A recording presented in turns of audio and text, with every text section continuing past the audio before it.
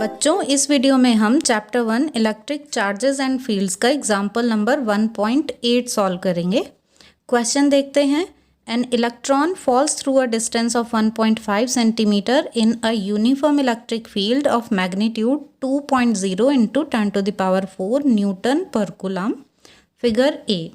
यहाँ बच्चों हम ये देख सकते हैं कि ये फिगर ए है, ये फिगर बी है। क्वेश्चन में हमें गिवन है कि ये यूनिफॉर्म इलेक्ट्रिक फील्ड है। यहाँ पर ये प्लस चार्ज है, ये माइनस चार्ज है और इलेक्ट्रिक फील्ड की डायरेक्शन क्या होती है, पॉजिटिव टू नेगेटिव। तो ये यूनिफॉर्म इलेक्ट्रिक फील्ड है इस डायरेक्शन में।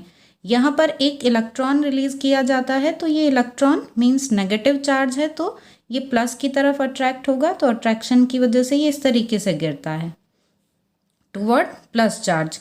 और इसमें ये डिस्टेंस कवर करता है 1.5 सेंटीमीटर। हमें ये यूनिफॉर्म इलेक्ट्रिक फील्ड की भी वैल्यू दी हुई है 2 × 10⁴ न्यूटन पर कूलम। अब आगे देखते हैं क्वेश्चन में। The direction of the field is reversed keeping its magnitude unchanged and a proton falls through the same distance in figure B. अब फिगर बी में क्या हुआ है कि ये जो इधर प्लस चार्ज है वो इधर आ गया है और माइनस चार्ज इधर, मीन्स जो इलेक्ट्रिक फील्ड है उसकी डायरेक्शन चेंज कर दी गई है, मैग्नीट्यूड वही है। और अब यहाँ एक प्रोटॉन रिलीज किया जाता है, तो प्रोटॉन जो है वो पॉजिटिवली चार्ज है, इसलिए ये नेगेटिव चार्ज की तरफ अट्रैक्ट होता है, ऐसे गिरता है ये इस साइड। और डिस्टेंस ये भी 1.5 सेंटीमीटर ही कवर करता है। Compute the time of fall in each case. हमें इन दोनों ही केसेस में टाइम फाइंड करना है, जितनी देर में ये इलेक्ट्रॉन यहाँ पर आता है और प्रोटॉन यहाँ आता है। Contrast the situation with that of free fall under gravity. हमको यहाँ पर इफेक्ट ऑफ ग्रेविटी को नेग्लेक्ट कर देना है, वो भी हम देखेंगे बाद में कि ग्रेविटी को हम कैसे नेग्लेक्ट कर सकते हैं। तो अब इसका सॉल्यूशन देख लेते हैं। बच्चों हमें यहाँ पर टाइम फाइंड करना है, तो हमें क्या क्या गिवन है वो हमने यहाँ नोट कर लिया है। हमें डिस्टेंस गिवन है जो इलेक्ट्रॉन और प्रोटॉन कवर करते हैं। इलेक्ट्रिक फील्ड की हमें वैल्यू गिवन है। इलेक्ट्रॉन का चार्ज हमें पता होता है, मास ऑफ इलेक्ट्रॉन जो है वो भी हमें पता होता है, मास ऑफ प्रोटॉन भी पता होता है। ये सारी वैल्यूज़ हमने लिख ली हैं। फाइंड क्या करना है, हमें दोनों ही केसेस में टाइम फाइंड करना है, टाइम ऑफ फॉल। तो अब यहाँ पहले हम फिगर ए के लिए फाइंड करते हैं, तो हम यहाँ इक्वेशन यूज़ करेंगे, equation of motion S = ut + ½ AT²। ये डिस्टेंस हमारे पास है ही, हमें टाइम फाइंड करना है, तो हम ये सेकेंड इक्वेशन यूज़ कर ले रहे हैं। हम ये मान के चल रहे हैं कि ये जो इलेक्ट्रॉन और प्रोटॉन है इनकी इनिशियल वेलोसिटी 0 है, मीन्स u = 0 है।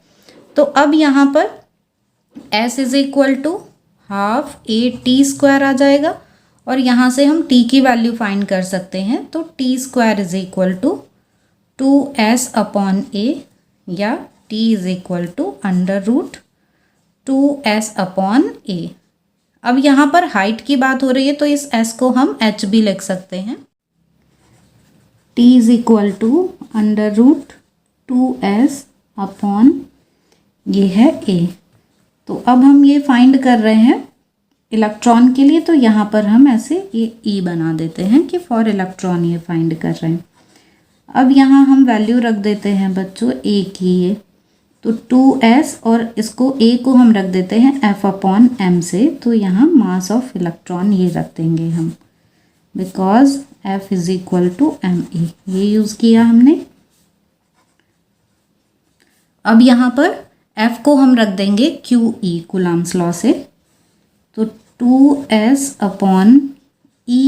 कर देंगे इसको हम, Q को E लिख देंगे क्योंकि इलेक्ट्रॉन है ना यहाँ पर चार्ज, और ये जो me है बच्चों ये यहाँ पर लिख देते हैं हम।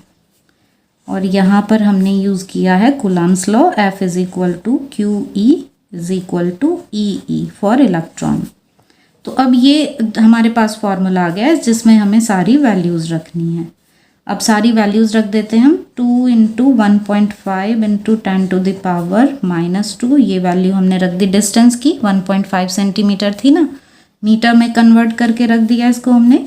मास ऑफ इलेक्ट्रॉन बच्चों 9.1 इंटू 10⁻³ किलोग्राम, और यहाँ अपॉन में charge of electron 1.6 into 10⁻19। Electric field की वैल्यू हमें गिवन है 2 इंटू 10⁴। अब जस्ट कैलकुलेशन करनी है हमको, तो ये 2 से 2 कैंसिल हो गया, इधर ये 1.5 इंटू 9.1 अपॉन 1.6, ये तो सारी वैल्यूज़ एक साथ लिख ली हमने। अब पावर्स वाली टर्म्स अब एक साथ लिख लेंगे, तो 10⁻² और यहाँ पर ये -31, ये -19 ऊपर आएगा तो ये +19 हो जाएगा, और ये +4 ये हो जाएगा -4। इन दोनों की मल्टीप्लाई कर देते हैं, मल्टीप्लाई करके आता है ये 13.65 यहाँ अपॉन 1.6, और ये पावर्स आ जाती हैं बच्चों -18। अब इसको डिवाइड कर देते हैं, डिवाइड करके ये आ गया 8.53 इंटू 10⁻18। इसका अब हमको स्क्वायर रूट चाहिए, तो 8.53 का स्क्वायर रूट देख लेते हैं। 8.53 इसका स्क्वायर रूट चाहिए हमको, तो ये 2 × 4 ये आ गया, यहाँ पर 4 आया, और ये 53 लिख लिया हमने।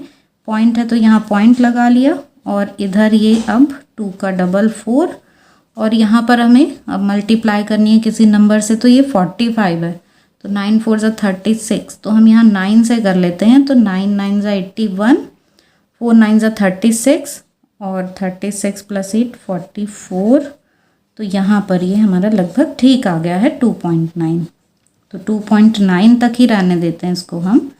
2.9 और यहाँ पर -18 जो पावर है इसका स्क्वायर रूट लेंगे तो 10⁻⁹ आ जाएगा।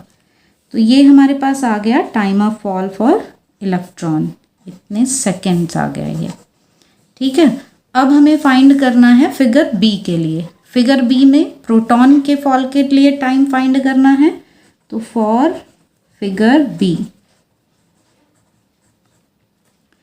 फिगर बी में यहाँ पर अब हम लिख देंगे TP, फॉर्मूला वही यूज़ कर लेंगे 2s, और मास यहाँ पर अब हम प्रोटॉन का लेंगे, और चार्ज प्रोटॉन का, और ये इलेक्ट्रिक फील्ड। चार्ज तो इलेक्ट्रॉन प्रोटॉन का सेम ही रहता है ना, बस ये पॉजिटिव होता है, तो हम तो यहाँ मैग्नीट्यूड की बात कर रहे हैं, तो कोई हमको फ़र्क नहीं पड़ता इससे। अब यहाँ पर हम सारी वैल्यूज़ रख देते हैं।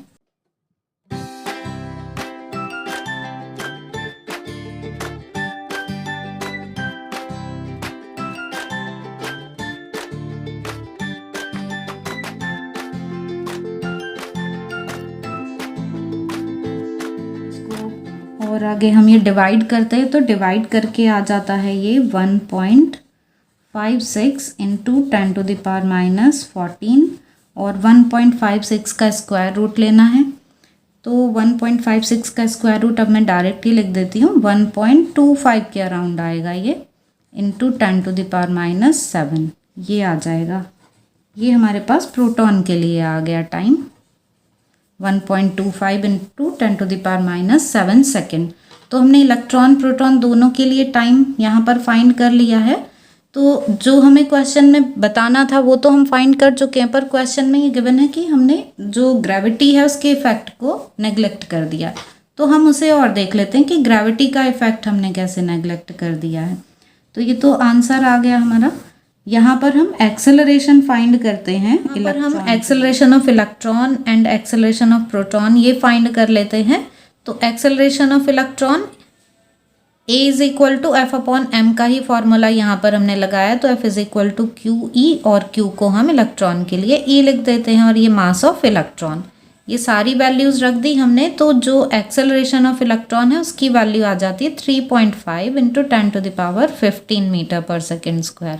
सिमिलरली हम प्रोटॉन के लिए एक्सेलरेशन फाइंड करते हैं, तो यहाँ मास ऑफ प्रोटॉन रख लेते हैं, और फिर ये सब कैलकुलेशन करने के बाद प्रोटॉन के लिए एक्सेलरेशन की वैल्यू आ जाती है 1.9 इंटू 10⁻12 मीटर/सेकेंड²। हमें पता है एक्सेलरेशन ड्यू टू ग्रेविटी की वैल्यू 9.8 मीटर/सेकेंड² होती है। तो अब हम इन वैल्यूज़ को अगर कंपेयर करें तो हम देख सकते हैं कि acceleration due to gravity is very small in comparison to the value of acceleration of electron and proton, तो इसको हम नेग्लेक्ट कर सकते हैं। यहाँ पर ये 10 to the power 15 है, 10 to the power 12 है, इसको तो हम 10 मान सकते हैं ज़्यादा से ज़्यादा। तो फिर ये जो g की वैल्यू है इन दोनों के कंपैरिजन में ये नेग्लिजिबल है, इसलिए हम एक्सेलरेशन ड्यू टू ग्रेविटी को इस क्वेश्चन में नेग्लेक्ट कर देते हैं। तो बच्चों आई होप कि आपको ये क्वेश्चन समझ में आ गया होगा। फिर भी आपके कोई डाउट्स हों तो आप कमेंट सेक्शन में पूछ सकते हैं।